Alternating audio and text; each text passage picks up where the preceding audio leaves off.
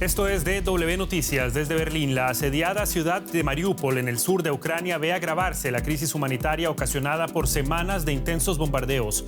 El gobierno ucraniano estima que cerca de 100.000 civiles no logran ni salir de la ciudad ni cubrir sus necesidades más básicas. Rusia reporta éxito en lo que considera un combate contra nacionalistas ucranianos en la zona. Estos son nuestros titulares. En Mariupol se acaban los alimentos, el agua, las medicinas y el combustible. Sus habitantes sobreviven como pueden mientras continúan fallando los intentos por establecer corredores humanitarios tras casi un mes de guerra. Además, el presidente de Estados Unidos, Joe Biden, ya llegó a Europa para una reunión de emergencia de la OTAN sobre la guerra en Ucrania. Antes de su llegada, el secretario general de la organización, Jens Stoltenberg, prometió más apoyo para que Ucrania se proteja por cuenta propia contra armas químicas de Rusia. Y en tanto, Rusia contrarresta los ataques a su moneda utilizando su recurso más cotizado. A partir de ahora, el gas ruso que compra Occidente solo podrá pagarse con rublos. Tendremos los detalles y las implicaciones en la economía.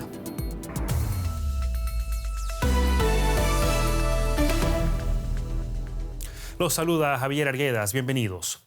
Hace casi un mes que Rusia inició lo que llamó una operación militar especial en Ucrania con incesantes bombardeos en las principales ciudades del país. La más afectada de ellas, Mariupol, en el sur y pieza clave para el control marítimo por parte de Rusia. Ucrania ha instado al ejército ruso a permitir que los civiles escapen en corredores humanitarios. Autoridades locales aseguran que Rusia ha dejado la ciudad entera en ruinas. El presidente ucraniano Volodymyr Zelensky dijo que 100.000 civiles continúan atrapados en los límites de Mariupol sin alimentos, agua ni medicamentos. Según Zelensky, los militares rusos confiscaron un convoy militar que intentaba llevar alivio a los asediados habitantes de la ciudad portuaria.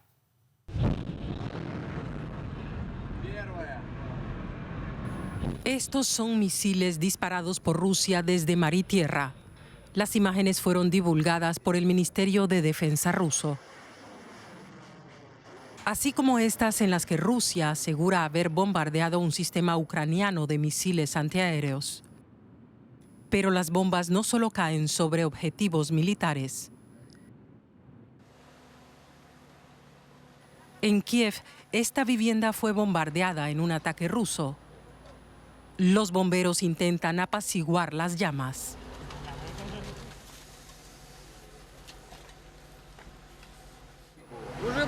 Fue una bomba en el techo.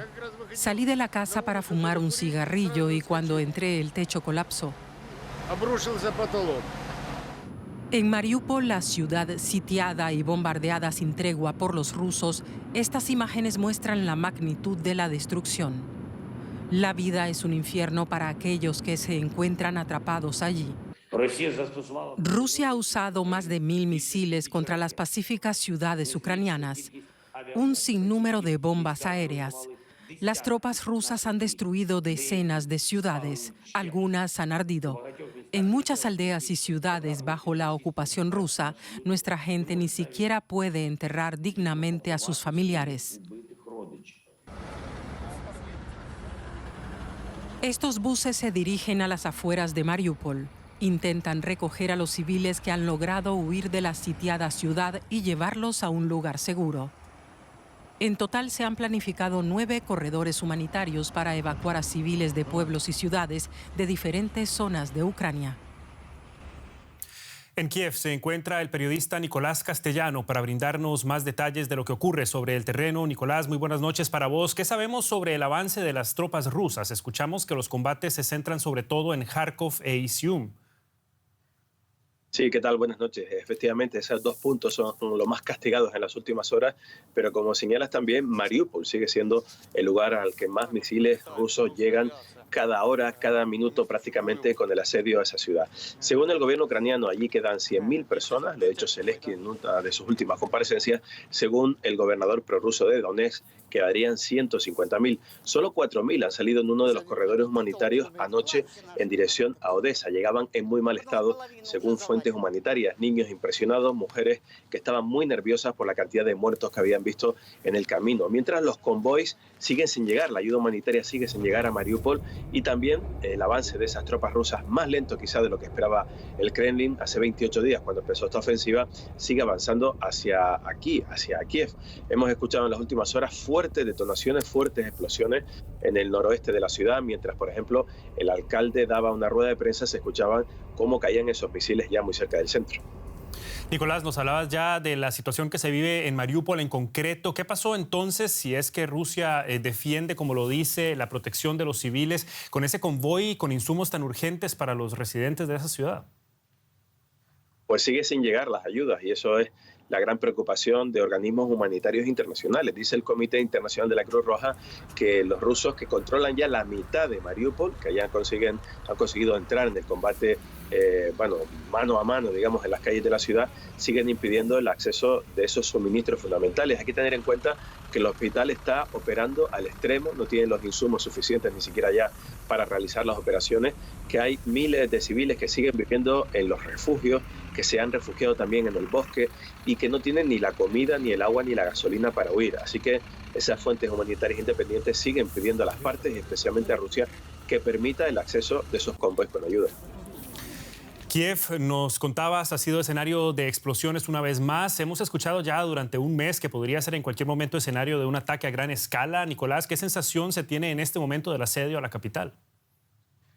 Sí, después de un mes aquí escuchando que cada día podía ser la ofensiva final, la verdad que los ciudadanos de la capital, los kievitas, dudan a veces, ¿no? Suenan las sirenas. Hoy mismo hemos visto como algunas peluquerías reabrían después de 28 días y estaban los clientes cortándose el pelo, arreglándose la barba, sonaban las sirenas fuertemente en la calle y nadie se dirigía a los refugios. Y esto preocupa a las fuentes de seguridad ucranianas porque creen que en el momento en el que sí que se pueda registrar un ataque considerable, la gente no esté preparada, no esté en los refugios. Lo cierto es que una vez que se ha superado este tercer toque de queda excepcional aquí en Kiev, después de 35 horas en la que toda la población ha estado encerrado, el sonido de las bombas ha vuelto y una de esas bombas en la madrugada caía cerca del centro comercial que el otro día fue atacado, donde morían 8 personas, y cerca de esa zona ha muerto otra persona y hay otros 10 heridos. El alcalde asegura que los rusos tienen entre ceja a Kiev y que ese será el objetivo mientras ellos intenten llegar, pero también tanto el alcalde como Zelensky están asegurando que las fuerzas ucranianas están demostrando su capacidad de resistencia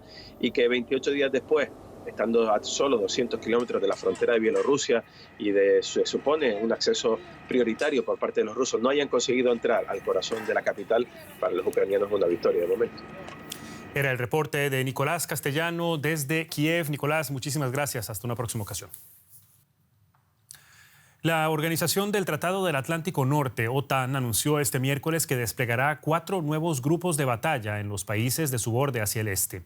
Así lo confirmó el secretario general de la alianza, Jens Stoltenberg. Los miembros de la OTAN celebrarán este jueves otra reunión de emergencia por la guerra en Ucrania.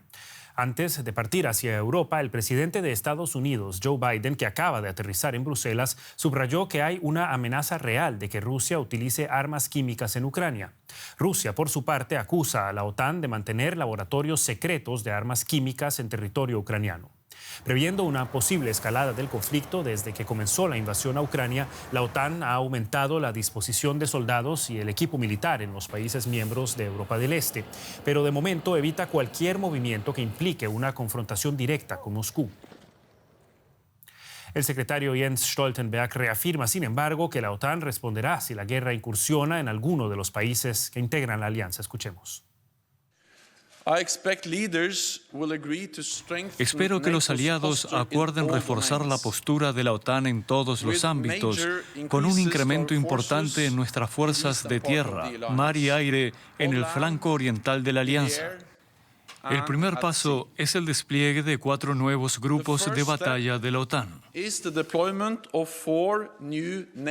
La de mañana va a ser una cumbre muy importante, tanto a nivel simbólico como también de las medidas que se esperan tomar. Para que se hagan una idea, iba a ser de forma virtual, pero se ha querido cambiar a su aspecto presencial para tener esa importante fotografía de 30 líderes unidos en apoyo al pueblo ucraniano, pero también en contra de esa agresión de Vladimir Putin. Hasta la fecha, la OTAN ha dejado claro lo que no va a hacer. No va a enviar soldados, tampoco cazas de combate, no va a decretar una zona de exclusión aérea, y ahora sabemos también que mañana los líderes no van a debatir sobre la entrada de Ucrania en la Alianza Atlántica, pero también quieren tomar medidas en positivo. Por eso se espera que mañana anuncien muchas más medidas de aumento de presencia militar por tierra, mar y aire en todas las fronteras del este europeo, y, como decíais, también mucho más envío de equipamiento militar a Ucrania y también apoyo para que el país pueda protegerse en caso de ese temido ataque nuclear que venimos contando. Todo ello va a aumentar sin duda esas tensiones entre Occidente y Rusia. Era María García Sornosa desde Bruselas. El fichero internacional se mueve también en la ONU. La Asamblea General del organismo arrancó este miércoles en una sesión especial que estudia la aprobación de una nueva resolución para pedir el cese inmediato de la guerra en Ucrania. Cerca de 70 embajadores han dado su visión de este conflicto generado tras la invasión rusa del 24 de febrero y que, en palabras de la representante británica, está siendo de índole medieval. Estados Unidos exige a su vez que Rusia rinda cuentas por la crisis humanitaria que ha creado, la cual ha desplazado a más de 10 millones de ucranianos y de los que más de 3 millones están en el extranjero. Por su parte, el representante de Moscú ha tildado de antirrusa la resolución que baraja Naciones Unidas, lo que ha llevado a dicha misión a presentar una decisión alternativa ante el Consejo de Seguridad. Bueno, Rusia hace también titulares en el ámbito económico, uno de los frentes de la guerra, como sabemos. Rosa Casals está ya con nosotros. Rosa, bienvenida. ¿Qué tal, Javier? Bueno, pues ahora Putin exige que le paguen en rublos por el gas, ¿no? Las sanciones occidentales han paralizado parte del sistema bancario y financiero de Rusia y desde que comenzó la invasión de Ucrania provocaron además un descenso histórico de la divisa nacional, el rublo. A ellos se suman los 300.000 millones de dólares de reservas rusas en el extranjero que fueron congelados. Unas medidas que en los mercados internacionales hacen temer un default ruso. En respuesta a ello, el presidente Vladimir Putin anunció este miércoles que Rusia exigirá el pago en rublos del gas que vende a países hostiles, incluyendo a la Unión Europea y Estados Unidos. El mandatario pidió al Banco Central ruso y a su gobierno que pongan en marcha en el plazo de una semana el nuevo sistema. El anuncio tuvo un efecto inmediato en la moneda rusa, que se fortaleció frente al euro y el dólar tras haberse desplomado desde el pasado 24 de febrero, cuando las fuerzas rusas entraron en Ucrania. Putin también insinuó que otras exportaciones rusas se verán afectadas. La propuesta fue formulada en una reunión del presidente con miembros de su gabinete. Varios países occidentales han tomado decisiones ilegítimas sobre la denominada congelación de activos rusos en el extranjero. Esta comunidad ha traspasado los límites de la confianza en sus divisas. Hemos hablado al respecto anteriormente y ya no se puede confiar en esas divisas. He tomado la decisión de aplicar lo antes posible un conjunto de medidas para pasar al pago en rublos de nuestro gas suministrado a países hostiles. Putin querría castigar a los países hostiles, como él los llama, obligándoles a pagar el gas en rublos. Un movimiento sorpresa del Kremlin que analizamos con nuestro compañero José David Navarro en la Bolsa de Frankfurt. Muy buenas tardes, José. Rusia necesita las divisas extranjeras ahora más que nunca. ¿Por qué entonces Putin está sacrificando esto para obtener más rublos? ¿Cuál es su estrategia? Hola Rosa, ¿qué tal? Bueno, la estrategia de Putin sería presionar al máximo a los líderes europeos, a las economías europeas, para que salgan a los mercados en busca de rublos, pero debido a las sanciones esto se dificulta aún más, así que sería castigar de esta forma, como les decía, a las economías europeas. En realidad esto abre muchos interrogantes. Uno de ellos es, por ejemplo, Rosa, si realmente Putin puede cambiar y ordenar al Banco Central que cambie estos contratos de gas que están firmados y que suponen ingresos de cientos de millones de euros o dólares a Rusia todos los días en el pago de ese gas. De momento, la primera reacción ha sido la de Alemania. El ministro de Economía dice que esto supone la ruptura de estos contratos y que se va a debatir, se va a hablar con los líderes estos próximos días. Como hay tantas dudas, en realidad, uno de los primeros objetivos de Putin se habría conseguido, y es ese aumento en los precios del mercado del gas aquí en Europa, también del crudo, y por otra parte el fortalecimiento, como te adelantaba Rosa, del rublo ante la expectativa de que se necesiten más. Era nuestro compañero José David Navarro. Vamos a otro asunto. El presidente de Ucrania, Volodymyr Zelensky, se ha dirigido a los legisladores en Francia. Es el último de una serie de discursos de Zelensky ante parlamentos extranjeros. El líder ucraniano pidió un minuto de silencio por su país y por las víctimas de la guerra. También advirtió a los legisladores que tienen la mayoría de las respuestas en sus manos: enviar más armas, imponer sanciones más severas y retirar las empresas francesas de Rusia. Las multinacionales francesas deberían abandonar el mercado ruso. Empresas como Renault, Auchan, Leroy Merlin y otras deberían dejar de ser las patrocinadoras de la guerra rusa. Deberían dejar de financiar la matanza de niños y mujeres, así como las violaciones. Hay que recordarles que los valores importan mucho más que los beneficios. Empresas francesas que no se suman al boicot contra Putin. Preguntamos a nuestra compañera en París, Ana María Ospina. Ana María, ¿qué tal? Ahí te vemos. Muchos saludos. Pocas horas después de que el presidente Zelensky hablara ante la Asamblea francesa, la automotriz Renault anunciaba la suspensión de la actividad en su fábrica de Moscú. ¿Han influido los reclamos de Zelensky en esta decisión? Un gusto saludarte. Pues es la gran duda si se tiene en cuenta que 5 horas después del llamado de Zelensky, cuando varios representantes de la diplomacia ucraniana pedían un boicot internacional a Renault allá en Rusia, pues el Consejo de Administración de esta empresa automotriz francesa tomó esta decisión. Así es como a partir de este miércoles su fábrica en Moscú deja de funcionar, una fábrica que emplea a unas 1.800 personas. Ahora falta que se decida qué va a suceder con su filial, la empresa Avtovaz, que es la empresa rusa que produce, ensambla varios de los vehículos Renault allá, que tiene 2 fábricas también en Rusia, y hay 45.000 empleados. Por ahora la empresa Renault aquí en Francia dice que tomará una decisión más adelante respecto a su filial, pues para no dejar fuera del mercado laboral a estas 45.000 personas. Bueno, Ana María, y Francia es uno de los países principales o los principales empleadores extranjeros en suelo ruso. ¿Qué otras empresas siguen presentes allá en Rusia, ajenas a las sanciones impuestas por Occidente? Ya lo mencionaba el presidente Zelensky en su llamado a la Asamblea francesa.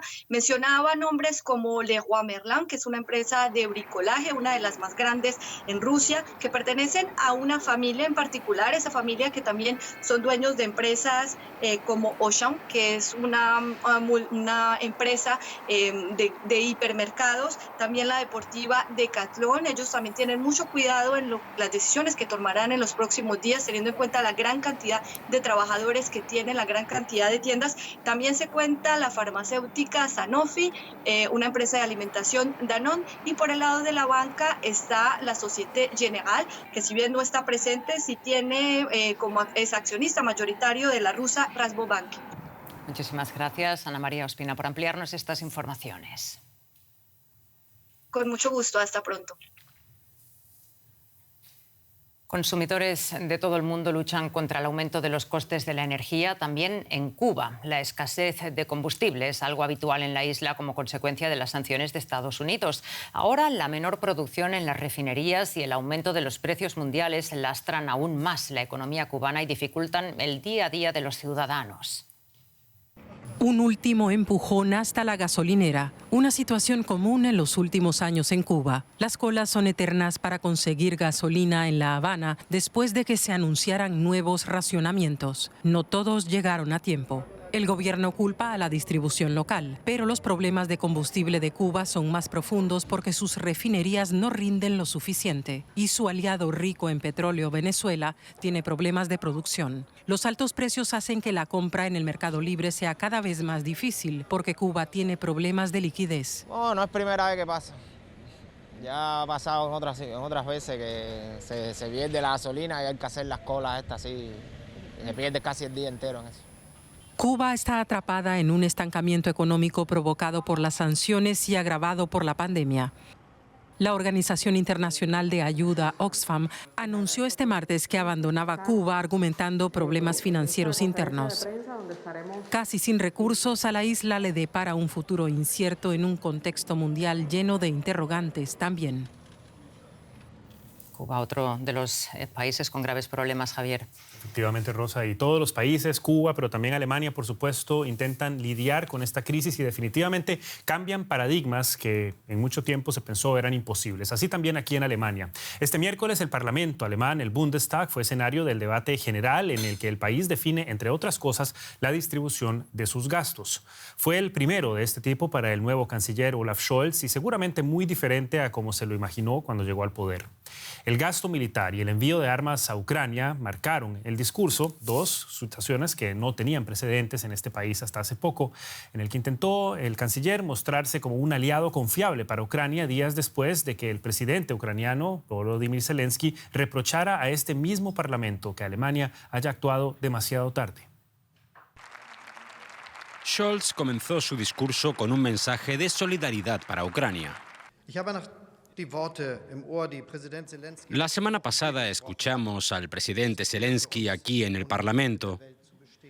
Dijo que era difícil seguir sin el apoyo mundial. Quiero decirle a Ucrania que pueden confiar en nuestro apoyo.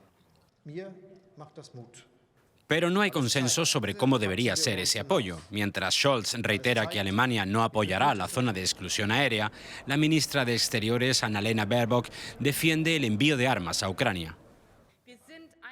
Somos uno de los mayores proveedores de armas. Esa es la cuestión. No es algo que nos enorgullezca, pero es lo que debemos hacer ahora para ayudar a Ucrania. Y hacemos todo esto porque no tenemos suficientes armas que podamos suministrar nosotros. Estamos en contacto con empresas para combinar a más suministros. La cuestión de seguir importando petróleo y gas rusos también se abordó hoy. Scholz dijo que Europa terminaría su dependencia energética de Rusia, aunque también pidió cautela. Señoras y señores, nuestra dependencia del petróleo y el gas de Rusia ha crecido durante décadas. Y queremos acabar con eso lo antes posible. Pero hacerlo rápidamente hundiría a Alemania y a Europa en la recesión. Miles de puestos de trabajo están en peligro y muchas industrias quedarían al borde de la quiebra. El debate no se centró solo en la guerra de Ucrania, también se abordaron las consecuencias de la pandemia del coronavirus. Según el canciller alemán, se trata de retos solo superables a nivel internacional. 24 horas antes del comienzo en Bruselas de 3 importantes cumbres de la OTAN, del G7 y de la Unión Europea, el canciller de Alemania, Olaf Scholz, ha querido dejar muy en clara la posición de este país en 2 aspectos muy importantes que serán abordados con toda seguridad este jueves en la capital europea. Primero, Alemania mantiene su negativa a esa zona de exclusión aérea que tanto solicita el presidente de Ucrania, Volodymyr Zelensky, básicamente porque se quiere evitar una confrontación directa entre la OTAN y Rusia.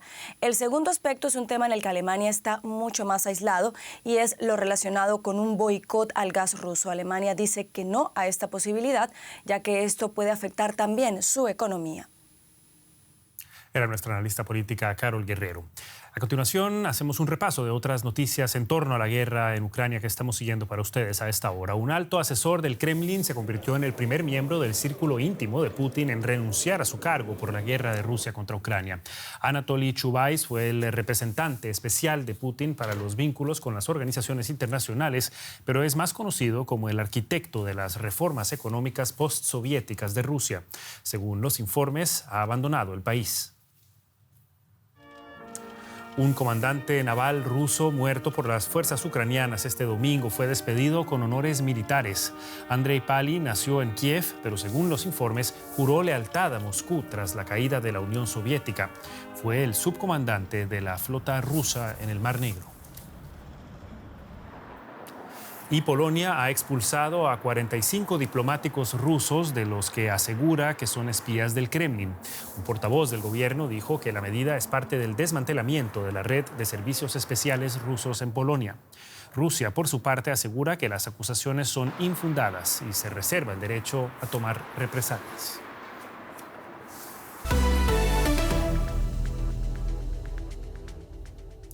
Dejamos brevemente de lado la guerra en Ucrania para enfocarnos en otras noticias de esta jornada. La primera secretaria de Estado de Estados Unidos, Madeleine Albright, falleció el miércoles a los 84 años. Madeleine Albright fue secretaria de Estado del presidente Bill Clinton de 1997 a 2001. Antes había sido embajadora de Washington ante las Naciones Unidas.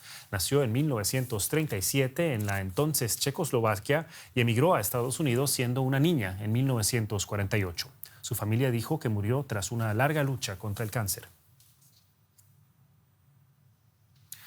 El embajador de Nicaragua ante la OEA, Arturo McFields, calificó este miércoles de dictadura al gobierno del país que representa. Sus declaraciones se dirigen al presidente Daniel Ortega, que inició en enero su cuarto mandato consecutivo. McFields denuncia a Ortega por la falta de libertades y las decenas de presos políticos que continúan en las cárceles de su país, además de las más de 300 personas que han perdido la vida desde 2018. También denunció la prohibición de universidades privadas y la cancelación de 137 organizaciones no gubernamentales. La oposición nicaragüense y el secretario general de la OEA, Luis Almagro, aplaudieron la valentía del embajador. Escuchemos las palabras de McFields. Nicaragua se convirtió en el único país de Centroamérica donde no hay periódicos impresos, no hay libertad de publicar un simple tuit, de un comentario en las redes sociales. No hay organismos de derechos humanos, no hay, uno solo, no existe. Todos fueron cerrados, expulsados o clausurados. No hay partidos políticos independientes, no hay elecciones creíbles, no existe separación de poderes, sino poderes fácticos. En Colombia, el izquierdista Gustavo Petro confirmó hoy que su candidata a la vicepresidencia será Francia Márquez, la activista medioambiental que sorprendió a todo el mundo en la noche de las primarias con un impresionante resultado electoral. Márquez, una abogada feminista de 40 años, desconocida hasta hace unos meses, representa a las comunidades más desfavorecidas, la población afro de la nación y a las zonas rurales donde más se ha sufrido la violencia del conflicto armado. La líder social del Cauca, integrante de la coalición llamada Pacto Histórico a la que pertenece Petro, es además una voz autorizada entre los jóvenes y los movimientos sociales que paralizaron el país el año pasado. Y antes de irnos, repasamos las noticias más importantes en torno a la guerra en Ucrania que les hemos brindado en esta edición. El secretario general de la OTAN, Jens Stoltenberg, dijo que la organización se mantiene unida en contra de la invasión rusa de Ucrania. Además, aseguró apoyo adicional para proteger a Ucrania contra la guerra química, nuclear o cibernética. Stoltenberg pidió a Rusia que establezca corredores humanitarios y permita a los civiles abandonar las ciudades asediadas. Y mientras las bombas rusas siguen cayendo sobre Mariupol en el sur del país, el presidente Volodymyr Zelensky dice que no queda nada de la ciudad. Según el mandatario, 100.000 personas continúan viviendo en Mariupol sin acceso a comida, agua ni medicinas. Esto es todo. Nos vemos en una próxima edición a la hora en punto. Hasta entonces, que la pasen bien.